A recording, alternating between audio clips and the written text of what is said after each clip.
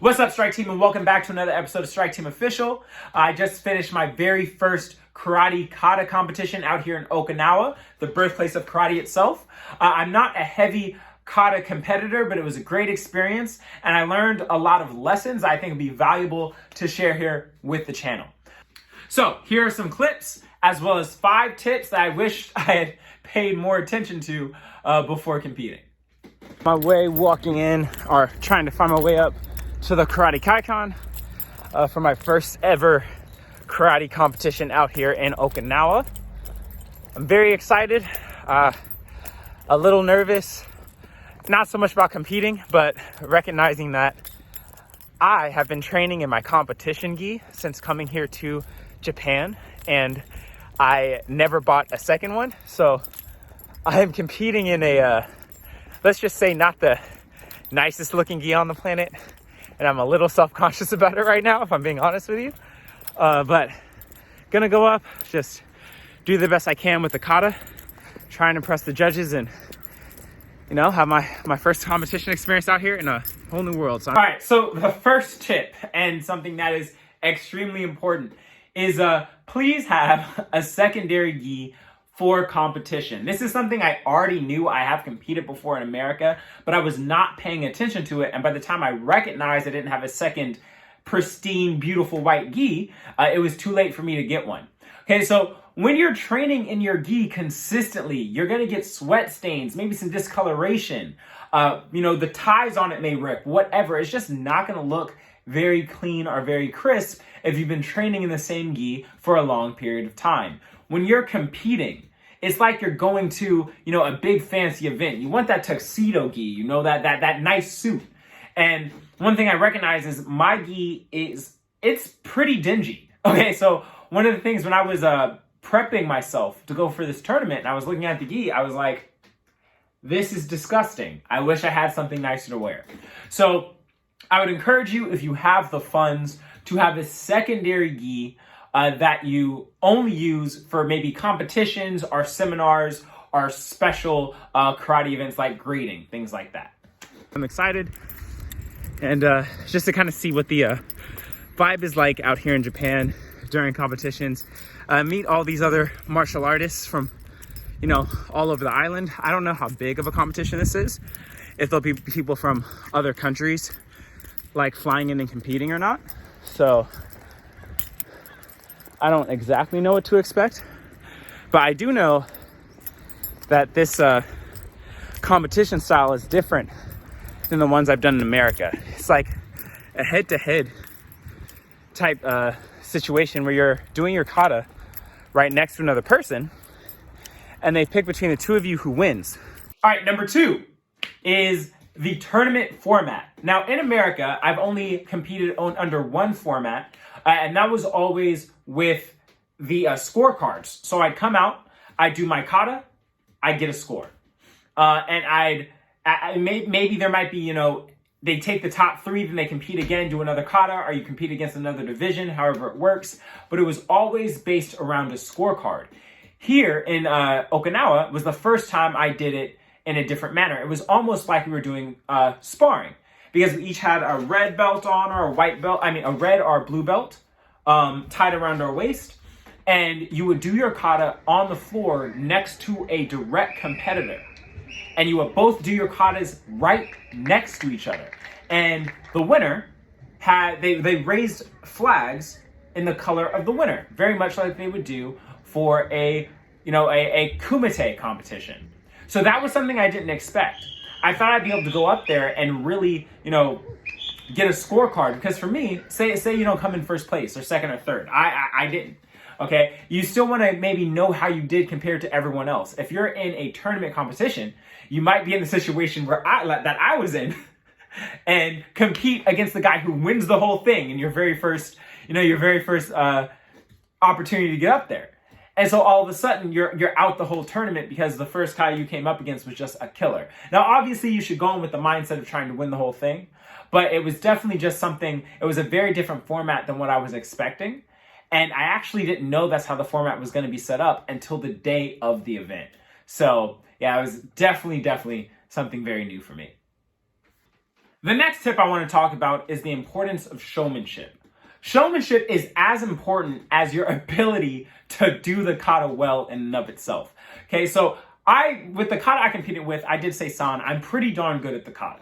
Okay, but I misunderstood how the showmanship should work for this kata. And by showmanship, when you're doing your katas for judges, there are certain places where you should pause longer, certain places where you should hold a stance longer to look good for the judges. You're not just going through the kata like you would in class, just doing it properly. There are certain areas where you're going to want to hold and put emphasis, or maybe even extra strength in a punch where you wouldn't do it in your normal practice.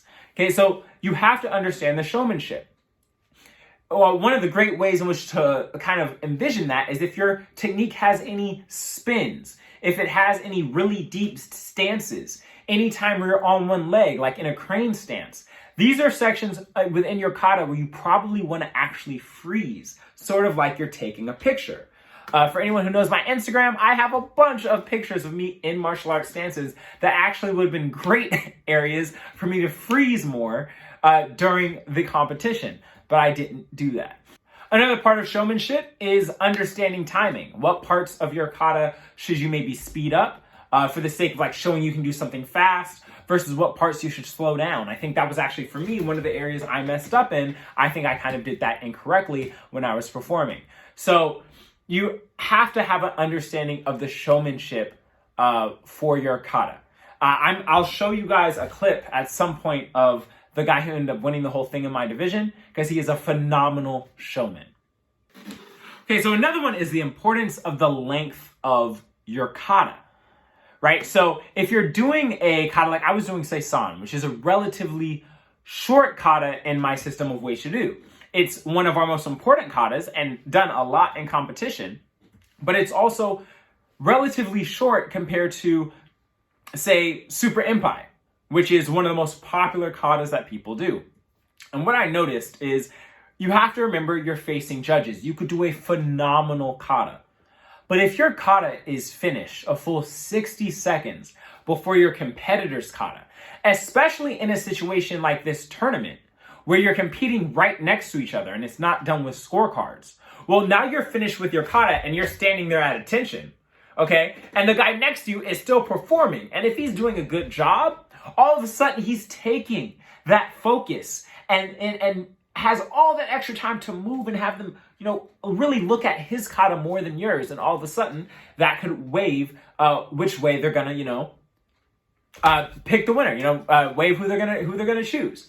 One of the funny things is after this tournament, me and my instructors were like, man, I wish Weishi had longer kata. And like, maybe next tournament we'll put two katas together, But what's actually interesting with that too is my Weishi school in Richmond actually created a 9th kata. One of the main reasons they invented this kata was for tournaments, because Weishi doesn't have very many super long kata. And the final tip is, guys, bring snacks, okay? Bring snacks to these tournaments. If you're going to a big event where you're gonna have to perform a physical activity and you're not sure they're gonna have food there, or you wanna make sure there's healthy food because you maybe don't wanna put a bunch of grease or anything into your body. Maybe they're serving like pizzas or something, but you don't want that. Bring some healthy snacks with you to eat so you are able to keep your body fueled before competition. One thing that happened to me is I did not eat the strongest the biggest dinner the day before, and I didn't eat breakfast. I had to leave so early. I rushed out the house. I had to drive almost 2 hours to get there super early in the morning, and I didn't have time to grab breakfast. I'm in there, and by midday, I'm trying to practice my kata, and my body's just not working right. It's feeling shot. It's feeling, you know how you get that, you're getting hungry and your body gets a little shaky and your muscles aren't firing? That's how I was feeling. Luckily, my instructor, in his wisdom, had brought an entire bag of food. So I was able to eat up, and that wasn't really a factor when I was actually doing my kata, but it would have been if I was there by myself. So bringing some snacks is a huge plus. But anyway, I hope you guys enjoyed this video. I hope you guys enjoy watching clips from the tournament. I don't actually have any clips of myself, mostly because most of my dojo was competing and no one recorded anything. The recordings I have were from when I was already done with my part of the competition. So I am sorry for that. Next time I will be prepared, so I will have someone record me. But I hope you all enjoyed it. Please like and subscribe. Hit that notification bell to be up to date on the next video. I appreciate you all. Have a great day, and goodbye. So I know I just said goodbye, even though the video is still going. I just wanted to show you guys some clips from the tournament itself. The very first clip right here is actually the guy who ended up beating me and winning my entire division. And so I just wanted to kind of show you guys what it looks like. I do want to point out that this is the finals, in which case they are actually doing the katas by themselves instead of right next to another opponent. This is the only time in which I was really free to properly record, so it's the only part of the tournament I really got. So I hope you guys enjoy. I'll show you some clips of some other people competing, different divisions, some people high ranked, some people, a bit more new, and just kind of show you what it looked like. Again, please like and subscribe, hit that notification button, and I hope you all enjoyed.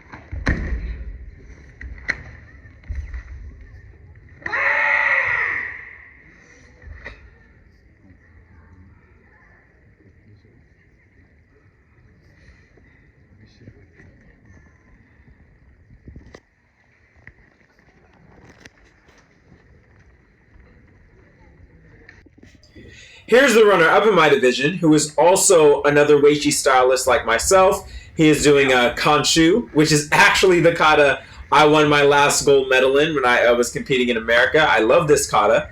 That being said, it is still significantly shorter than the kata we just watched before, which is kind of one of the downsides of Weichi kata. But he did a great job, but just imagine him doing this kata side by side with a guy from right before this. He'd be done so much sooner. It would just be ridiculous. It's one of the downfalls of Weichi when it does come to competitions.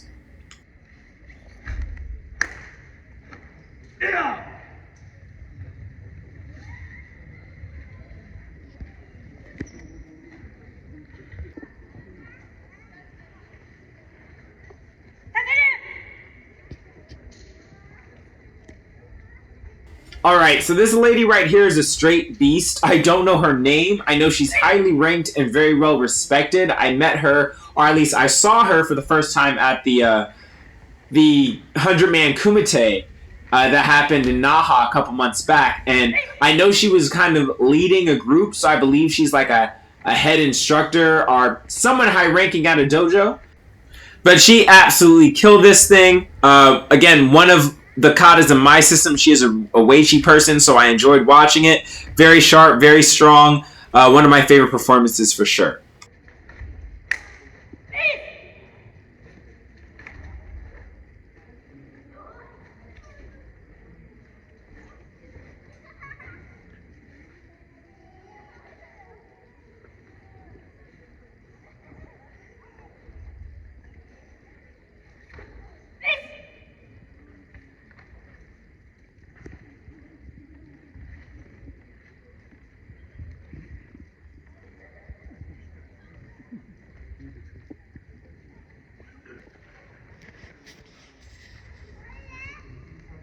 I also want to give a shout out to this lady right here who is from my dojo, and she is a white belt who has not been training that long and came back with first place in her division. Again, these guys are new, but she did a phenomenal job, and I'm very, very, very proud of her.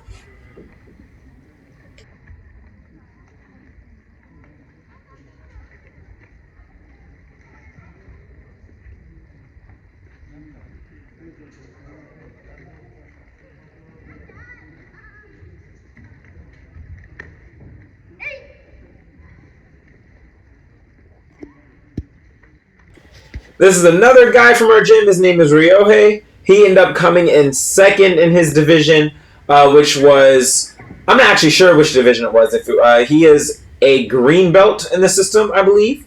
So he's one step away from brown. Again, very, very good job. Very proud. Did a very, very strong kata.